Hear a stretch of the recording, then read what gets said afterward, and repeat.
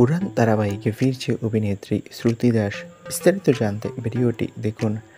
আরজি কর কাণ্ডের পর বারংবার প্রতিবাদে সরব হয়েছেন শ্রুতি দাস। পথে নেমেছেন একাধিকবার, গর্জে উঠেছেন নারী নিরাপত্তা নিয়ে, সরব হয়েছেন আরজি করের নির্যাতিতার ন্যায্য বিচার চেয়ে।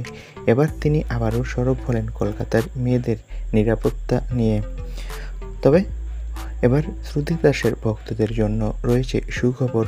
অভিনেত্রী নাকি এবার উড়ান ধারাবাহিকে ফিরবে। সম্প্রতি অভিনেতা প্রতীক সেনের সাথে শ্রুতি দাসের একটি ছবি ভাইরাল হয়েছে।